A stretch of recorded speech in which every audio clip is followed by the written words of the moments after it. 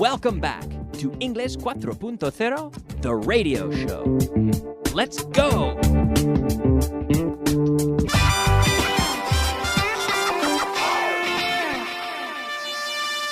Advanced. Hello and welcome back to the program. Welcome to the advanced portion of class number 140. And yesterday, we were talking about one of my, I'm tempted to say one of my favorite subjects, or a subject that I find quite interesting, which is the difference between 2 and 4. And I was discussing how we use 4 followed by the ing, the gerund, when we're talking about the general existence for something, or the reason it was created. And then 2 is typically used with a particular case, or a use, or the reason that the thing that people do with something. For example, I said stapler. Well, a new example, staplers. Staplers are for stapling papers. That's what they're for. I use my stapler to staple papers. Staplers are for stapling papers. I use my stapler to staple papers. Okay? We have a lot of examples. Yesterday, I gave the example of the can opener as well. Can openers, abre latas. Can openers are for opening cans. I use my can opener to open cans. Rulers are for measuring things, but I use my ruler to draw straight lines. People use rulers to draw straight lines. They also use rulers to measure things. People use rulers to do a lot of things. Rulers are for measuring. I use my ruler to draw lines. Okay? So this is an interesting, it's an interesting structure, and something that really I hear a lot of mistakes with. And sometimes when you're speaking, you might make a mistake, or in writing, you might see a mistake, and the sentence might just sound a little bit odd. It might sound wrong, and sometimes maybe you don't know why. And if this is the case, it could very well be a mistake with 2 and 4. So be careful with this. 4 plus gerund for the general existence of something, and 2 for a specific case or a use. Okay? So rulers are for measuring, but I use my ruler to draw lines. Calculators are for adding up numbers. Well, calculators are for performing mathematical calculations. I use my calculator to add up the hours that I teach, for example. I use my calculator to perform mathematical calculations, mathematical operations. Okay, so it doesn't have to be something different from the general purpose, but when we're talking specifically, that's when we use the to plus infinitive. Okay? So think about that, and sometimes if a sentence sounds a bit strange, think about that in that 2 versus 4 situation. Okay?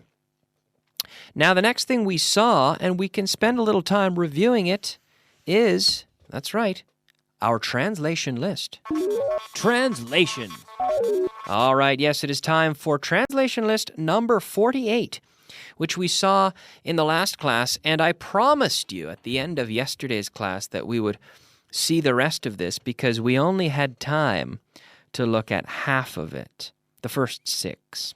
So we'll review the first 6 and we'll go through the last 6 as well. So here we are, list number 48. Number 1, ¿Cómo lo hubieras resuelto tú?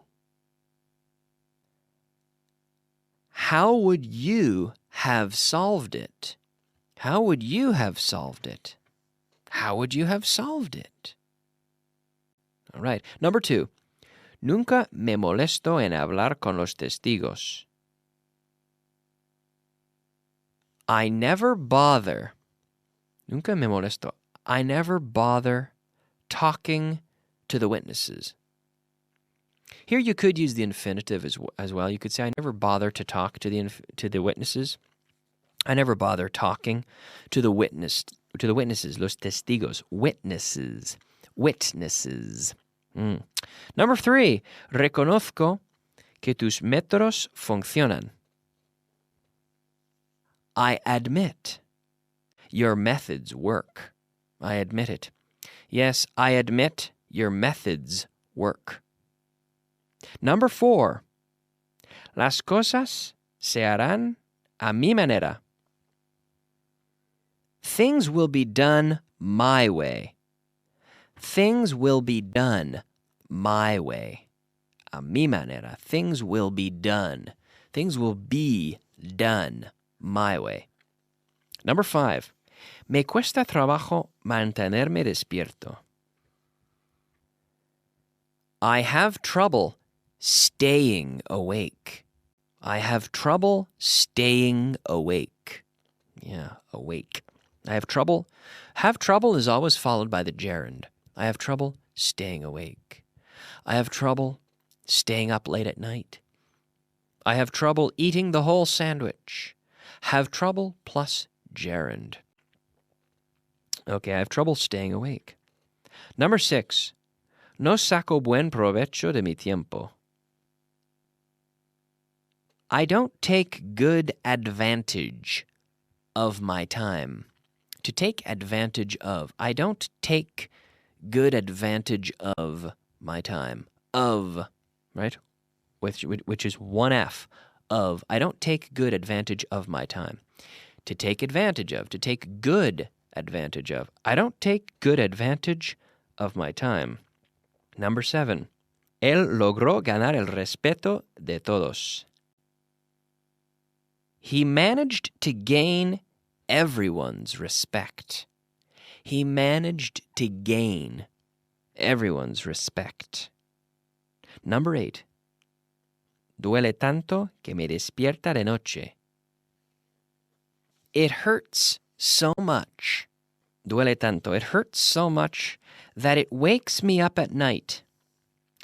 I wake up. It's true. I wake up at night. It hurts so much that I wake up at night. But here, that it wakes me up because it causes me to wake up. So it wakes me up at night. It hurts so much, it wakes me up at night. El dolor se va a los 10 minutos. The pain goes away after 10 minutes. The pain, it goes away. It disappears. It goes away. It's an interesting structure. It goes away. To go away really means to disappear without, just to disappear by itself. It goes away. If you have a sore throat, you very often have to just wait, and it will go away. It will cure itself.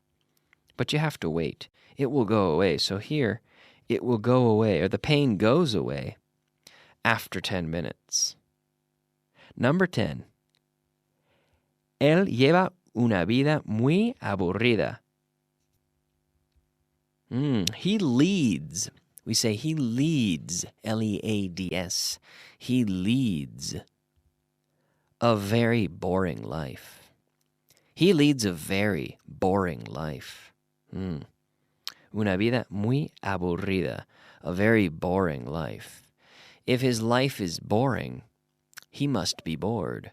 Well, people around him must be bored. If he's a boring person, people will be bored. If you're bored, then you're the victim. If you're boring, you're the cause. Okay? Number 11. Llevo años esperando con ilusión este día. I've been looking forward to this day for years. I've been looking forward to this day for years. Yes. Number 12. Hemos pasado mucho tiempo juntos. We've spent a lot of time together. Time. We've spent a lot of time together. Yes. We've spent a lot of time together. All right, very good. I hope you did well on that. A little review of yesterday's translation. And now as we move into class number 140, we see another interesting structure, which is para qué in Spanish. And in English we say so that. We can also say in order to, which is kind of like saying because it allows me to, in a way. So, for example, she started earning money because her children had to go to school. And you can say she started earning money so that her children could go to school. So the children had to go. So she started earning money so that the children could go to school. Because it would allow them to go to school. Okay? He bought a bigger table because they wanted to have a dinner together. He bought a bigger table in order that they could have a dinner together. So in order to, or in order that they could, it's essentially the same as so that in the idea that it's allowing them to, or allowing one to. I have an umbrella so that I can stay dry. Why do you have an umbrella? Well, I have an umbrella so that I can stay dry. This is another thing that I hear a lot of mistakes with. I hear a lot of people saying things like, I have an umbrella for not to get wet. But no. I have an umbrella so that I can stay dry. Or I have an umbrella so that I don't get wet. And this is giving us the idea that the umbrella allows me to stay dry. It allows me to not get wet. I have a watch. Now, why do I have a watch? I have a watch so that I can know the time, or in order to know the time. I have a watch so that I won't be late. I need to know the time so that I won't be late. So I have a watch so that I can know the time, right? I drove her in order that she could be on time. In order that she could be on time. You could also say, I drove her so that she could be on time. I drove her so that, para qué? So that she could be on time. All right. Let's move on now and take a look at our vocabulary of the day. Vocabulary of the day. All right, it is time for the vocabulary of the day. Our 5 words of vocabulary. If you don't know this one, you haven't been listening to the program very much, because the first word is en voz alta. And I say this a lot to the, especially in the beginner portion, aloud. A-L-O-U-D. Now, we can also say out loud. Repeat aloud. Repeat out loud. It's the same. Flecha. Flecha. This is arrow. Arrow. A-R-R-O-W. Arrow. Valoración. Valoración is assessment. Assessment. En el mejor de los casos, we say at best. At best. Estancado. Estancado. Stagnant.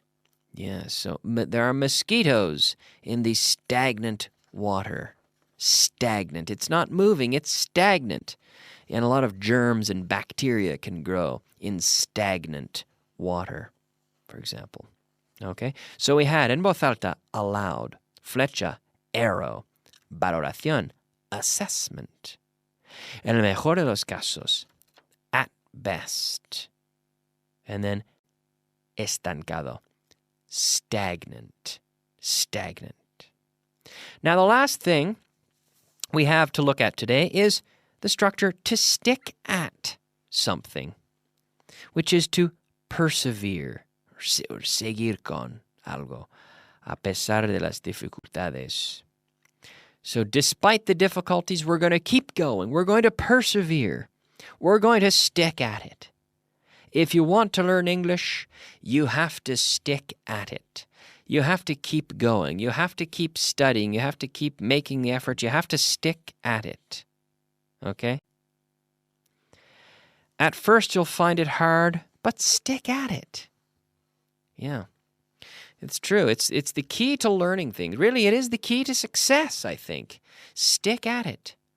You have to decide that you want to learn. You have to make the effort. You have to stick at it. You have to keep going, right? Did you stick at it? Yes, Kyle, I stuck at it. Every day I stick. Yesterday I stuck. Lately I've stuck. Stick, stuck, stuck. So to stick at something, to stick at it, means to continue with something. Okay, we're out of time. I'd like to stick at it a little longer with this program, but we're completely out of time. So I'm going to end there, but I want to thank you so much for listening, and I'll be back tomorrow, same time, same place. Keep studying hard. We'll see you then. Bye-bye.